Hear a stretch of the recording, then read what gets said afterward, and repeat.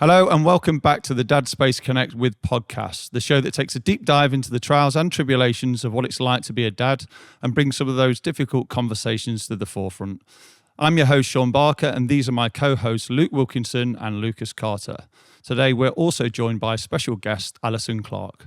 In today's episode, we'll discuss pre- and postnatal depression in dads. Okay, Lucas, small talk. So it's your favourite part. Small talk. One random news story that you've seen recently that's caught your attention. Yeah, so kind of in the topic of what I do around mental health. So recently, I think it's in America or somewhere, they disallowed a person from their support animal going to the stadiums. It's now becoming like a national thing where they've banned this animal. It was a pet emotional support alligator. But why on earth you'd bring an alligator as a support animal? I don't know. I don't know how that works. Like, they don't get any facial expressions. They don't do anything, do they? They'll try and eat you. So I don't get it. So it's legit, honestly. It sounds like America, so it sounds about right. But it really does. Yeah, that is a random news story. Yeah, I've got another one for you about that Wilko jumping. Okay. I know he's got. I was about to say we're trying to be more professional this evening, but alligator. Welcome, Alison, to the craziness. Mine is I love facts and figures. I love like that stuff, but it's nothing to do with facts and figures. A woman was walking in the woods. A tree with lots of moss on it in the face of Homer Simpson. That's genius. Mate, honestly, I've even got the got the photograph. I've got the photograph here to prove that I'm not making it up, either. Like, was it just naturally look. thing that grew? I need to look now. I think it looks more like an animal. I'm not sure. For animals, to be honest with you. I can see why you like that. Yeah, is it the Homer Simpson thing that you liked the most? Me and Homer have got a lot of things in common. But no, I don't like random stuff. Like you look at all the serious stuff in the news and people look at that. But like the small bits inside the newspapers or the internet, like the random.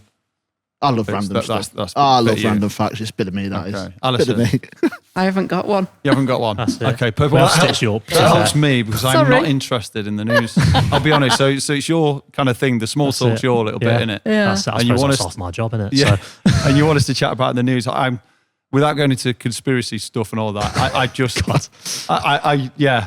I find it so negative. Like, you look at everything and we talk about all the atrocities of the world, which of course are so important in society and how we live, but everything's negative. And I just wish there was one news outlet that was positive and just focus on so many good that goes on in the world. So I don't look at the news. I don't take any interest in the news whatsoever. I suppose the only thing I probably can say is maybe the Rooney John Eustace thing. I thought you were going to say the Agatha Christie. I was like, I was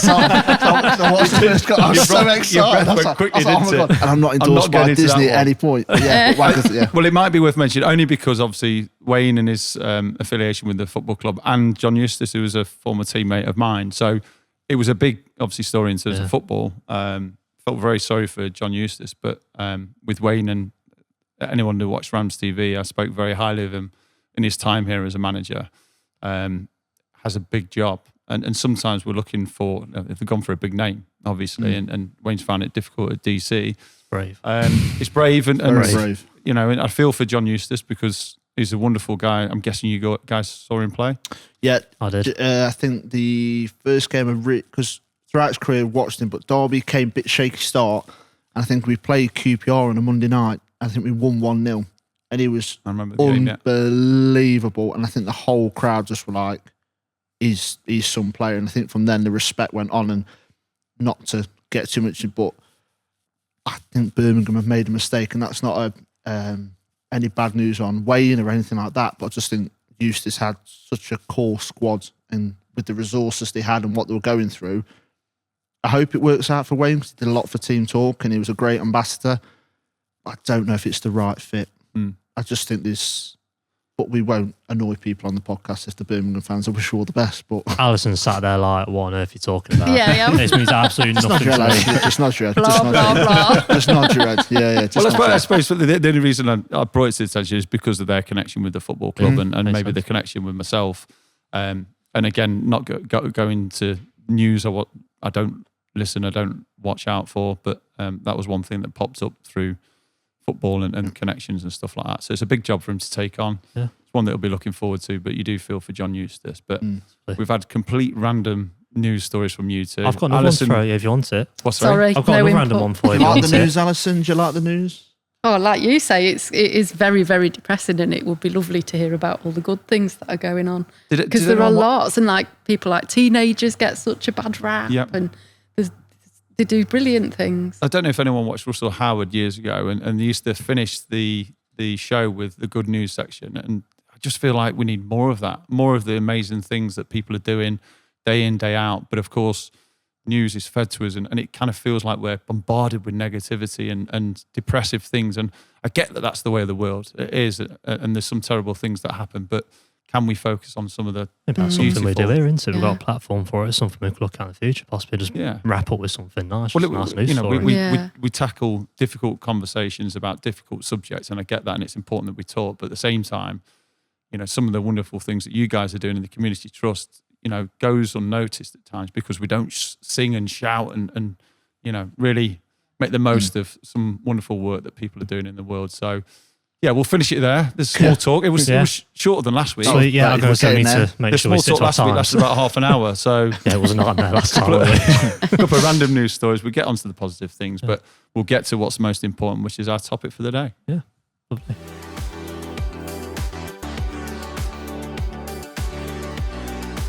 At Connected, we provide free perinatal peer support for parents across Derby.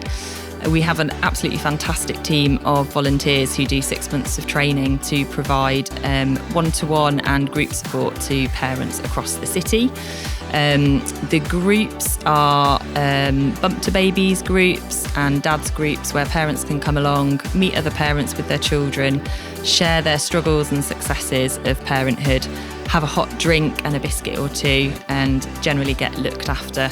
They're not like your stereotypical mum and baby groups where you go to do something with your baby. It's very much a focus on the parents and getting support. We recognise that dads quite often get overlooked during the stages of pregnancy, birth and beyond. So as well as Dad Space that we do with Derby County Community Trust, we're looking to expand the offer for dads in Derby so that they can access more support during that time.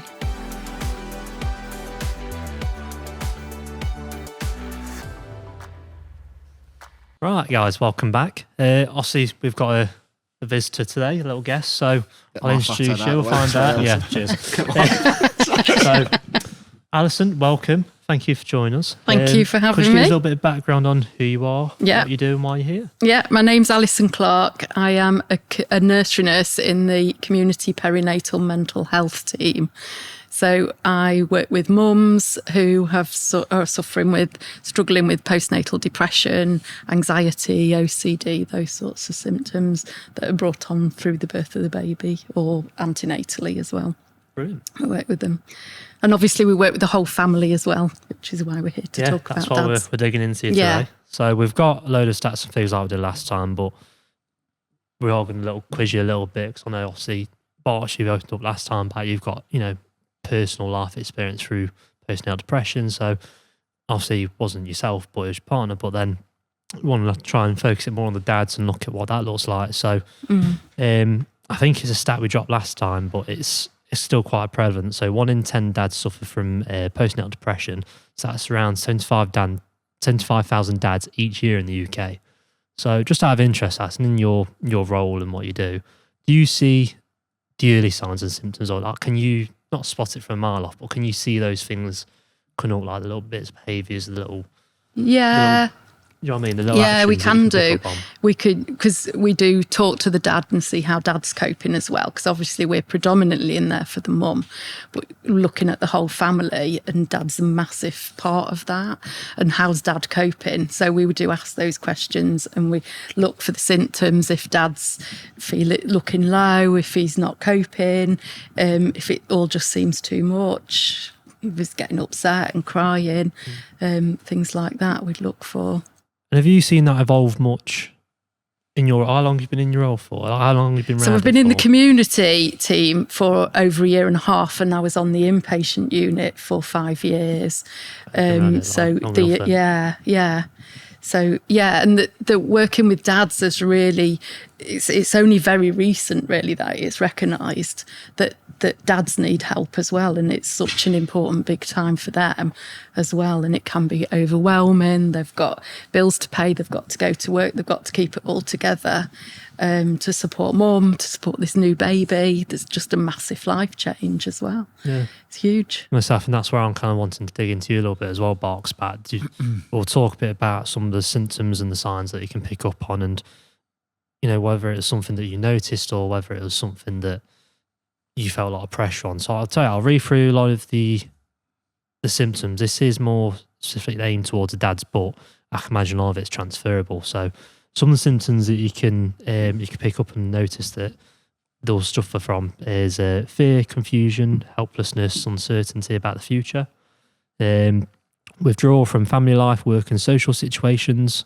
indecisiveness, frustration, irritability, marital conflict, and insomnia. So out of interest, is there any of those that kind of stood out to you that you picked up on, or was there anything else that you kind of saw and felt, oh, actually, there's something on the horizon here? Yeah, in terms of my wife, when she struggled. I think we always knew that my wife had difficulties at times and was anxious. But I think it was when she found out she was pregnant that escalated.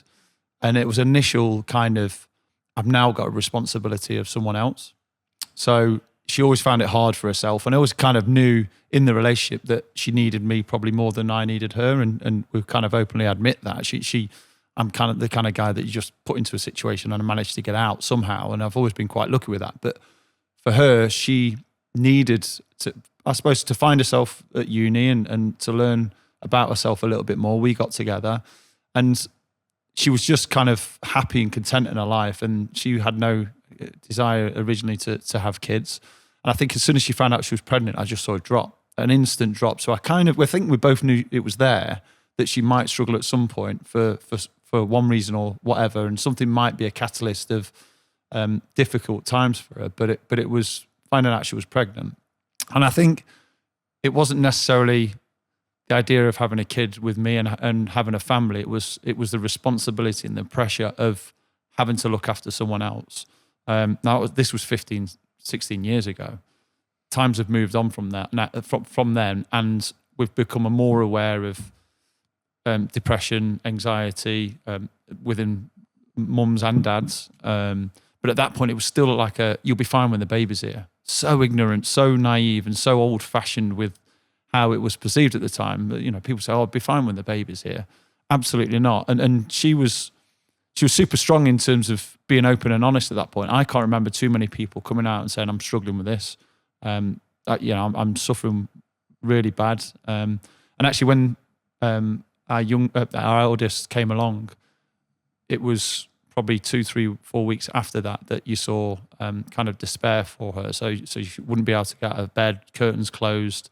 It was difficult to get her engaged in anything, didn't want to socially interact, very much dependent on me and our kind of closeness and togetherness. So 100% you recognise that. But I think there were signs in there before we knew she knew she was pregnant. There were signs in there. It just wasn't escalated and wasn't at that tipping point until she found out she was pregnant. And yeah, it is a shock, even though you kind of you're not surprised that it's happened maybe. And she was, the best thing about my wife was super honest with me from day one. Anytime she's struggling, no matter what she's thinking or how she's feeling about things, she's open and honest. And then that conversation leads to her finding help some way. So whether it's through counselling, whether it's through medication, whether it's through just having respite and having a day to herself or an hour to herself, those conversations were key. And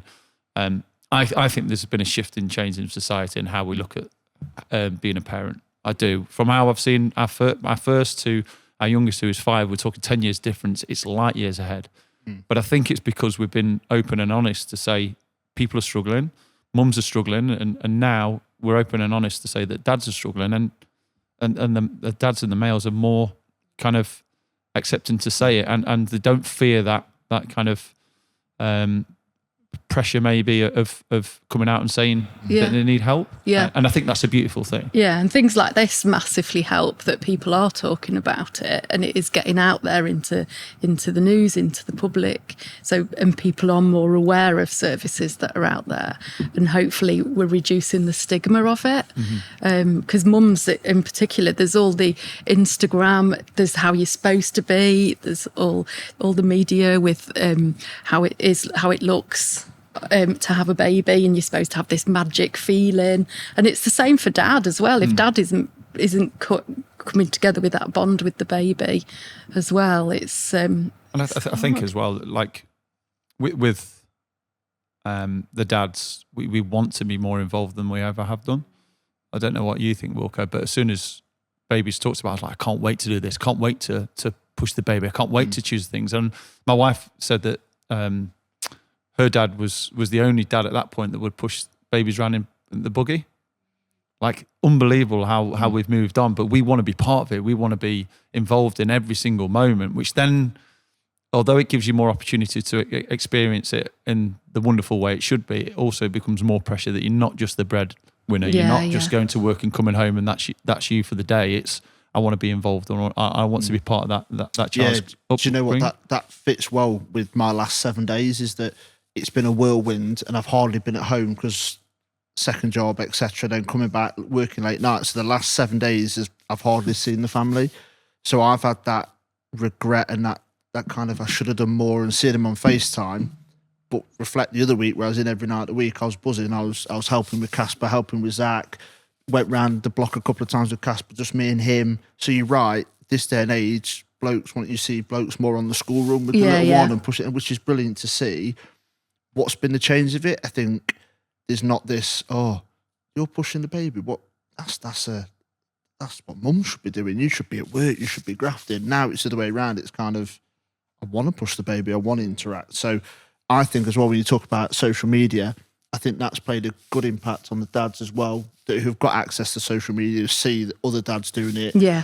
Telly, maybe some celebrity personalities, footballers, whoever they're key, and they're seeing them doing it and they look up to them. So I'm in a bit of a middle one this week where I feel like I've neglected the family a little bit, but I know that next week and the week's coming, I'll be back with them. I've got a weekend with them this weekend, no Zach's football, so we've got a family weekend, Derby away. Brilliant. So we've got a whole family weekend. So yeah. Nice. And just something on the throw in there. So I've got a note in my research that dads who are under 25 are more likely to experience postnatal depression than their older counterparts. Obviously, I'm 25, so I'm only trying to relate to this best I can. But Barks, how old were you when you had your first? 26. 26. Yeah. And what about you, Wilko? 30. So you both kind of hit that upper quartile where you kind of avoid that statistic. But it's interesting to work out why the younger dads are trying to piece things together still. Is it a case that they don't know themselves yet? Is it a case that they've got different pressures on compared to the older dads? You know, it's an interesting stat. I kind of want to back that one up with fathers with depressed partners can be up to 50% more prone to experience depression themselves. So I don't know, this is kind of where I'm going to link it back to you, Alison, is in those cases where you work with parents, partners that are struggling with pre and postnatal depression, do you notice that it does have a knock-on effect on the partner? Is that something you kind of pick up on? Yeah, definitely. I mean, sometimes we are in a position where we don't really see the dad because dad's out at work or things like that. So if we're going out visiting in the daytime, we don't necessarily see dad to talk to him and get a real feel for how he is. But we would talk to mum, and mum will obviously usually gets across if she feels dad's struggling.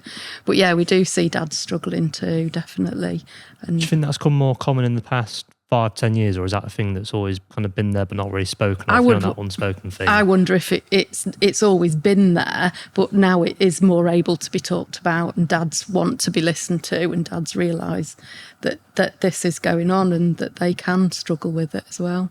Do you think it's the waiting rooms at hospitals as well? So you go into a waiting room for a scan or whatever, and you look at the demographic and the age of the waiting room, and you see a young family come in, 9 times out of 10, are they thinking, they're too young to have a baby, and then dad might not be. He made them think, I'm not earning enough. I don't look like them. We don't look like that, and they feel a little bit isolated. So the dad just thinks, I've got no purpose. We spoke about that last time about purpose, and that's really key. Dad. If they've got no purpose during pregnancy, then they're going to feel.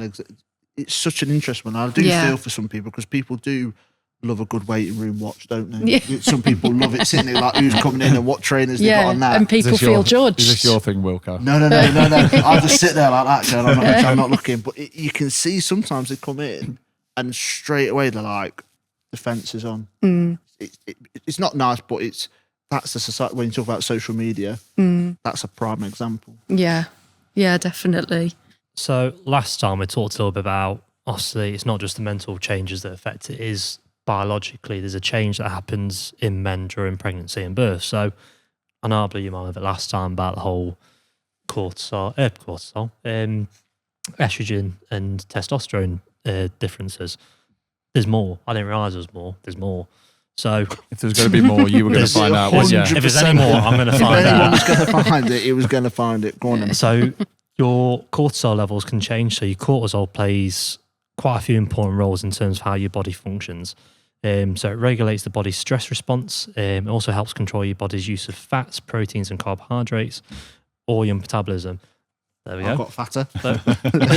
That's my excuse. There you are. It's on paper and on video. That's it. So there's another thing that can make a change. Then you've got those physical changes. Then we talk about weight gain and things like that in not necessarily pre and postnatal depression, but during the whole birthing process. It's one of those we talked about, is stressors and factors that play into building into your mental health. So there's another one called vasopressin. There we go. And that plays a role in regulating the, I don't know how to say this properly. Circadian rhythm. There we go. That's what we're here for. Alison. He set you up a treat there, Alison. Well done. Knew I was here for a reason. No, brought you for a reason. So the periods of sleepiness and wakefulness in a 24-hour cycle, that's what that rhythm is. I'm not going to try and say it because I'll butcher it. So men can experience effects more strongly because of how it interacts with testosterone. So again, as we know, testosterone levels drop. So because of that, whatever that interaction is, like I say, I'm not some psychiatrist. I don't know all this stuff, but I'm kind of going off what you can see. It's that there's obviously an interaction there, and if there's less testosterone, there's something else happening where there's not that engagement between the chemicals in your brain. And then the last one I'll throw at you is called prolactin. So prolactin in postpartum fathers was found to be correlated with father/infant interaction in a social context. This sounds really wordy, so bear with me. So fathers with higher prolactin profiles were found to be more responsive to baby cues. So if your body isn't producing that prolactin, this is what it's saying, is that the dad isn't necessarily picking up on these little baby cues. So then when maybe partner's getting angry and wound up because you've not picked up the baby, you not realise that they're upset and you've got all these pressures building on you. It's because, maybe it's not because of you and you're just rubbish at it. You're not or lazy, or it's just that your body's not producing this chemical that helps you to do it.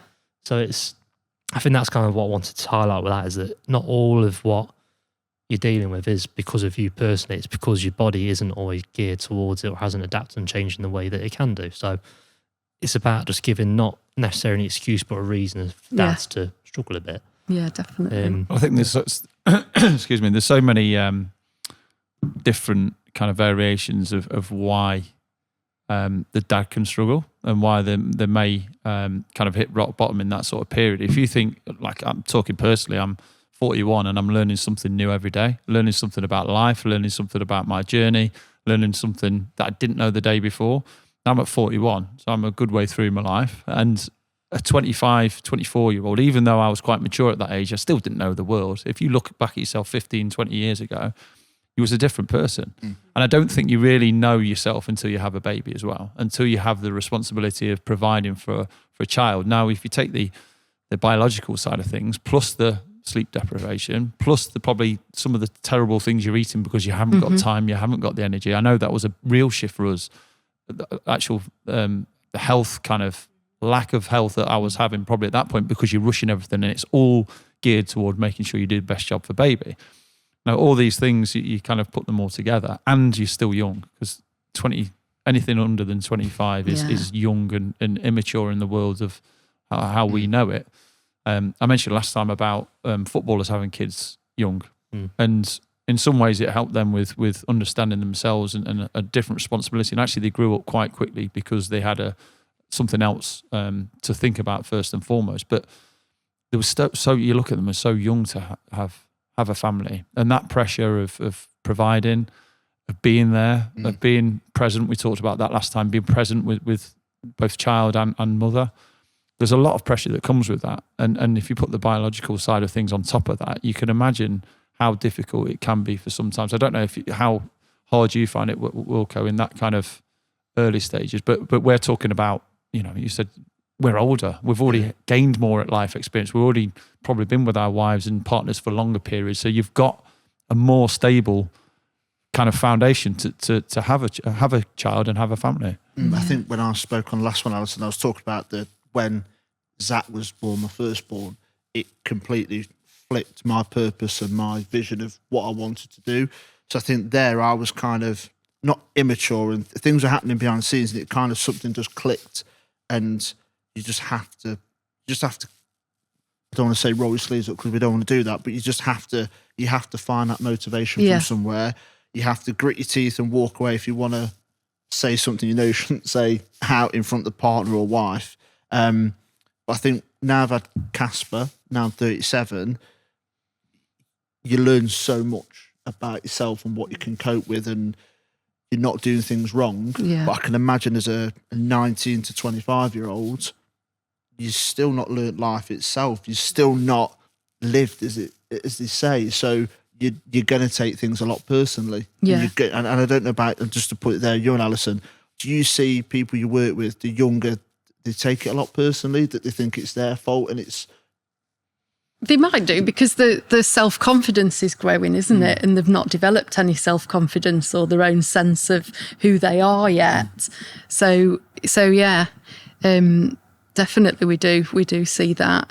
And I think it's about listening to the young people as well, and listening to what they've got to say, asking them the right questions, and really kind of building that relationship and that rapport with the younger dads and the younger mums. I think one of the questions might be as well is how many of those in the younger ages are planned pregnancies, and how many are kind of happened without them expecting to become pregnant. At that point, if it's not something you've been planned and something you prepared for, then all of a sudden all of those emotions, all of those difficulties become even more prevalent. Yeah. So at 25, 26, it was more planned. A little bit older, it was more planned, and you know what you're getting into, especially after your first child. The first one's very difficult. But and they haven't made that financial basis for themselves yet, often, neither. Pregnancy comes with having financial security and planning it carefully and strategically, which sometimes it's even more beautiful the opposite way around, and it happens, and it's a big surprise to you. That's as beautiful as anything. But often with the first, if you can plan it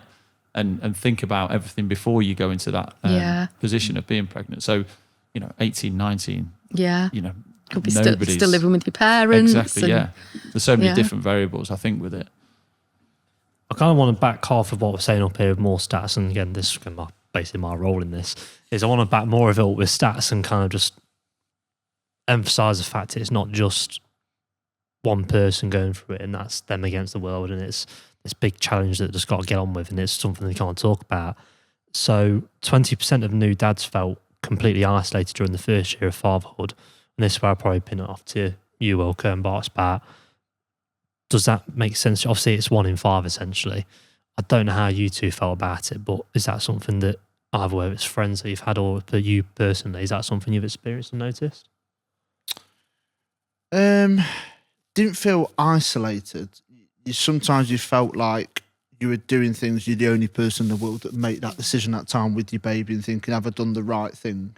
I'd never feel, I was very lucky that at the time of Zach, we had a lot of the support around us. So we were very lucky, but I can imagine that figure when we're talking the younger, they would feel isolated.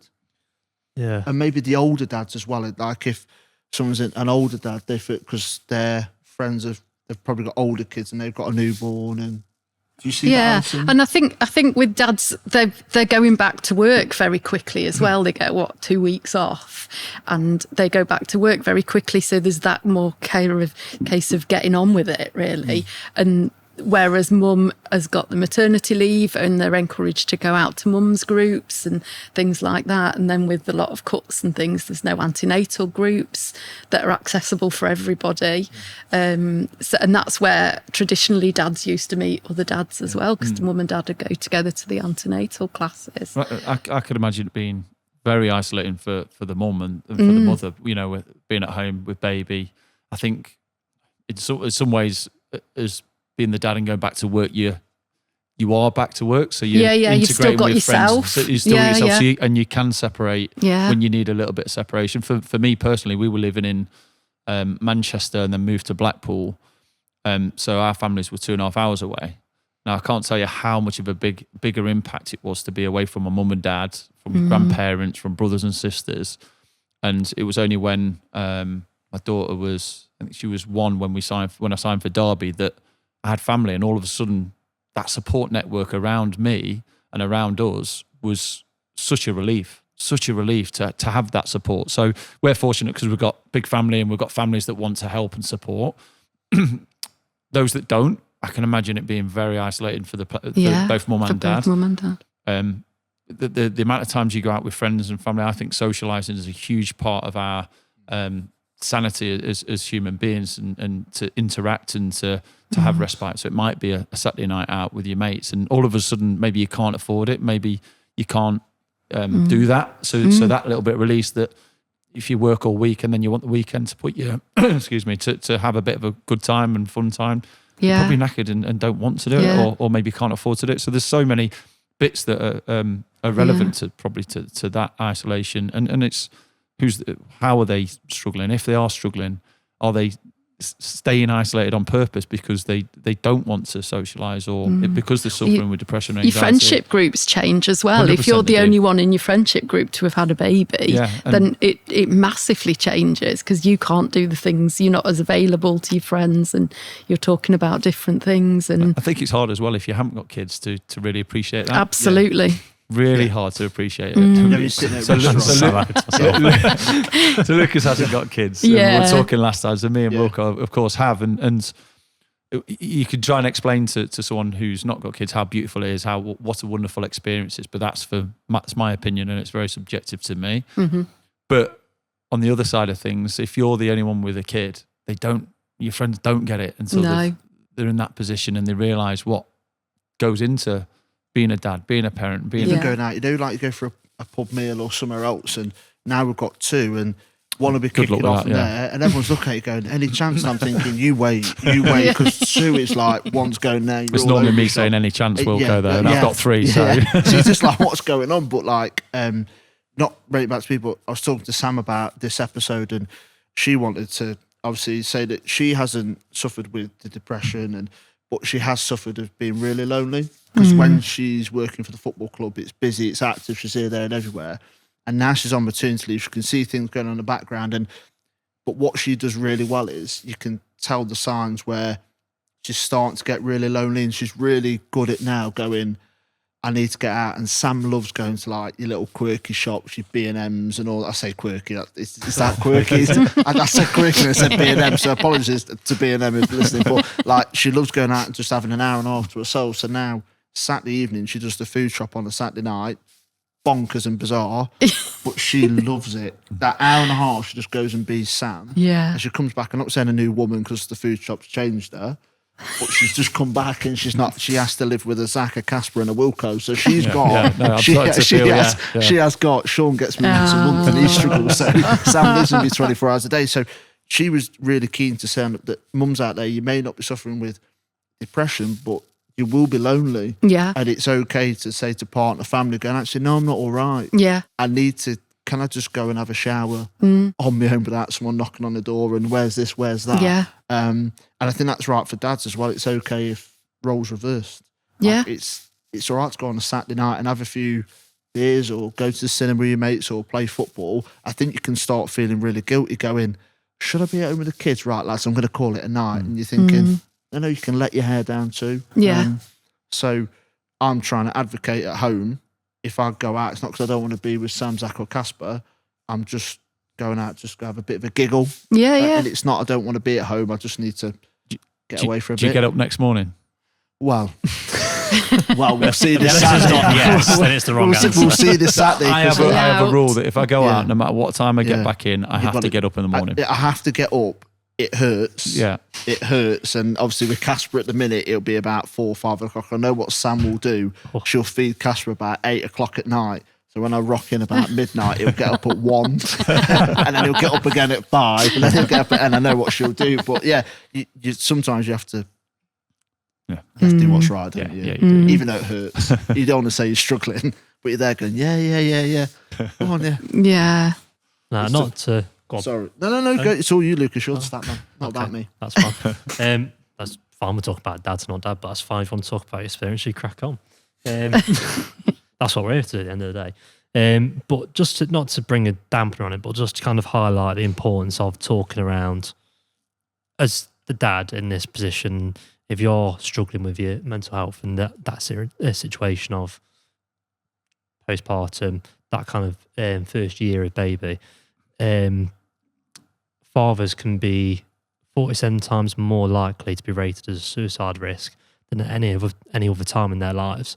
So that first period of when they're just trying to ride the wave, get over it, weather the storm, you know what I mean? Whatever they feel like they need to roll up the sleeves and get on with it. It's important to know that is possibly the most vulnerable time you could be in your life. Regardless of what happens in your life, there's so many things that can happen in life that can rock us and change us and affect us. Obviously, of course, there is, but we're here to talk about dad specifically, and that first period is when you're most vulnerable for things to go wrong and for you to really get on top of you. So it's kind of, that's why we're here to openly talk about it and encourage that conversation of dads, if you need to talk, whether it's your partner, or it's a friend, or it's a group of strangers like our groups, or whoever it needs to be, say something, because you can knock that 47 times more likely down significantly by just problem shared, problem half sort of thing. So Definitely. I think kind of the one to hard put in thing there. is say something's one thing, yeah, then that person being able to be in a position to do something. do it is the difficult thing. I think the idea is that we're going to talk and everything can improve and will improve if that's one way of saying it. But how do we get to the next step? I suppose the question for you, Alison, is there anything in place for specifically for dads when it comes to the first 6 months, first year, where we go, well, we know the stats, we know the high percentage of so if potential- dad's feeling really low, the best place to go to is GP, really. Or do you think that's talk- the easiest step for a dad, or like those? There's other things. There's obviously lots of other things nowadays coming about. So we've got like Connected, Do Dads groups. There's you guys doing things like this, and just like trying to be open and honest, and like you say, talking to a friend and just saying things don't feel right and just not feeling myself is massive. And we're definitely But in a world now, aren't we, where it is more acceptable, and It is more acceptable, but it is only just now that we are getting more things in place for dad and seeing the importance of dad and dad's mental health within the whole family. Yeah, and linking that back to the structure. age as well is confidence. So Absolutely, the confidence of a man go to go and make that step Yeah.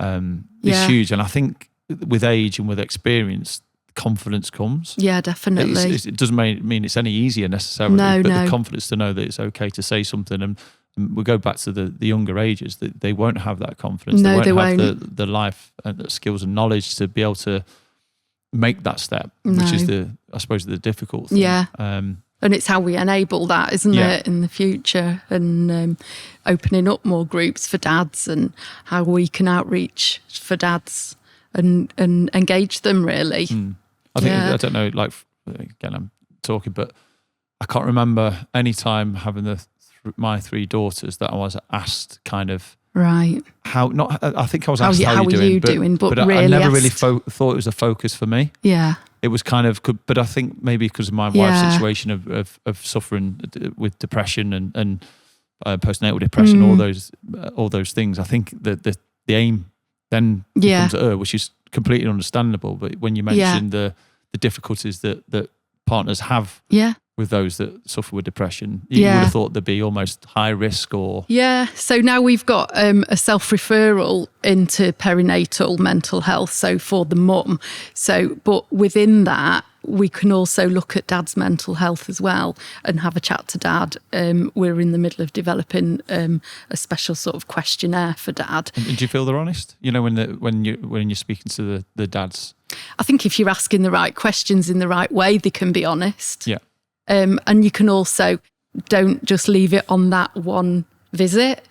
You can always come back to it or say, you know, if you do want any support in the future, we are here. We can, I mean, we don't work with dads one-to-one, but we can signpost them onto different things where they can get support and they can talk to other people in the same boat who are feeling the same way. I think this time with Casper, not with Zach, the community nurse that came out and did the bits, she was talking to Sam and then she did ask me, are you okay? But then you just go, yeah, I'm fine. It's not about me. It's about mum. Because obviously Sam went through a cesarean, a lot more recovery. So you just think, I'm just tired. Yeah, but it's So traumatic as well, seeing your partner, the person that you love most in the world, going through that sort of major surgery, going through labour. It is trauma-inducing. But do you think it's, again, sorry not to chuck it on you, Alison, we're not peppering your ear, by the way. But like, is it, the blokes are just, in everything, they just go, I'm all right. Fine. Yeah, yeah. And sometimes, because workers are so busy, I'm not disrespecting the NHS or any workers whatsoever, you have to take that as gospel, don't you? That Dad's fine. Yeah, and sometimes it's ticking a box. Yeah, it's ticking a box. And then I don't think there's ever going to be an app or a questionnaire, and those disrespectful questionnaire is that where you're ever going to get the full truth until, not that it's too late, but till where you've got to get other services involved. And do you think, I know it's 2023, do you think ever be a time where there will be that time for the dads? Hope so. Fingers Definitely hope so. Yeah, we've got to progress. And it's come a long way, like you say, in the last sort of 10 years. It's come a long way, and we're having conversations like this now. That would never have happened. So hopefully in the future, we will be more focused on dads as well. Apologies that I wasn't bombarded. No. So but sorry. we wouldn't just do a questionnaire. That sounds a bit like we're just going in with a questionnaire. But we build a relationship up with the family, and we do work very, very closely with mum and dad around bonding with the baby and things like that. I think we that relationship that you make with mum and dad as well is key. Yeah. So if they feel they can trust and trust you and definitely and be honest. Definitely, You know, and it is. And I'm guessing the skill for you guys is to recognise little signs, little triggers, and listen, to listen, be listening. And not always giving advice. That's not what people need when they're in that situation. They just need to get things off the chest sometimes and talk to somebody. The lady who came day after Casper was come home, she hardly asked anything, and Sam and I remember trying to think what her name was. They just spoke about Jack Grealish's calves, and I'm standing there going. So it was nice, a little bit of banter. It just wasn't, how's your house, where's your cot, where's this, where's that. And I think that is key. Like 10, 50 years ago, Barks, it would have been, let me see your cot, let me see how clean your house is. And it was all about, not the family, but where baby was going to go. And I think you're right, that relationship is key. If that's right, that's where dad's going to go, I feel comfortable here. Definitely. I can say, no, I'm not okay. And that's why I want to kind of throw in that dad's space, that the sessions that we run with Connect, where you can get that bit of support, whether it's questions about the baby, whether it's just quint offload some stuff when you've been asked in the hospital, you're all right, and then you go home and think, I've said yes, but am I really? Maybe not too sure. That's what the groups are for. This is what we're setting up for. It's for dads to just come along and just say, we've had a check-in, they asked if I'm all right. I kind of said yes, but I'm thinking back of my mind, not really, because it's not about me at that time. And that time for the sessions, that's your time. That's why we do it. It's your time to go get rid of whatever you need to off your chest, share any concerns you've got, or just listen to people talk. I think that the beauty of listening is really underrated, because to be actively involved in the conversation, it's not about always interacting and talking to people. It's about actively listening to what people are saying. I think that can play its role as well. So it's not a case of you come to your group and you sit and say, hi, my name's Neil, I'm 42 and I've got 3 kids. Here's all my problems. You No. can just come in, say hello, and sit and listen to people, just have a bit of a whinge of Yeah. your own. So, Yeah, realise you're not on your own. yeah. I think that's kind of what I wanted to. Yeah. That's what I want to kind of finish it on there, is just say, listen, Yeah.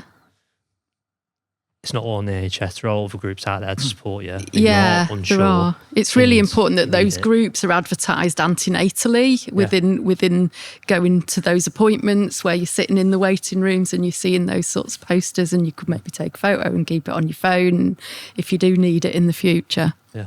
I think one thing for me before we finish is the connection and maybe the relationship with your partner. So I know when my wife was suffering when we had our kids, she always had me to talk to, and I always had I suppose time to listen to help. So she might not have had a conversation with someone else externally straight away, but because the relationship was good and she knew it was my time. You know, we talk about, oh no, it's about mum, it's about the connection. It's about the dad's connection with baby, and it's about the dad's connection with the mum as well, and that is huge. It's huge, and we sometimes, I think, forget that it's a two-way, and obviously if it's your first kid, it's a three-way thing. It works in so many different ways, but how you connect and how you work together to overcome some really difficult times. And I suppose the recap for me when I'm just listening to you guys talk is, it's okay to talk, but what are the processes and how can we get people to talk? And I think things like this now, where we're chatting openly and honestly, and we hear what's available, and we hear some of the options that men have, and we hear that there is a way to kind of get through this. And we've got to understand it's a difficult time. It's a really difficult time, and it's completely understandable when I said it last time, when you read the list and when you give us our facts, which you're brilliant at as well, Lucas. Thank you. When you give us if you give us the facts, I haven't heard these. And I haven't seen them and you put them there, and it's so simple to look at and go, it's a very difficult time. You can connect so many dots at one go, can't Correct. it? It's incredible. It's incredible. And I suppose for me, there's loads of reasons why it's going to be difficult. There's going to be loads of reasons why you're going to find it hard, and it's going to be testing. But the other end is so many reasons why it's beautiful. So these little moments and these little chances that we get to chat to a professional and someone who's experienced it more than us. We've got a personal one. Yeah. And we chat about that quite openly. You haven't experienced it, but seen it from the other side. Yeah. So yeah, thank you very much for your time, guys. It's wonderful to have you, Alison. Thank you for Thank you for having me. all Thank your you. details. Thank Thanks you. for your facts. Yeah. As always. So And thanks for you, Wilko. Thanks. Just for talking like you so do. much. That means so much. Thanks for being Wilko. I like that. I've forwarded our self-referral form to Lucas anyway, so Wonderful. can Brilliant. Brilliant. get Well, that thank you out very there much, guys. for No, us. Barks, Awesome. thanks always. Thank you. Thank Cheers. you. Thank you. Thank you for tuning into the Dad Space podcast. Please join us next time. Remember to like and subscribe to the channel. And for any information regarding Dad Space groups where we discuss these kind of topics, please visit the Derby County Community Trust website. See you next time.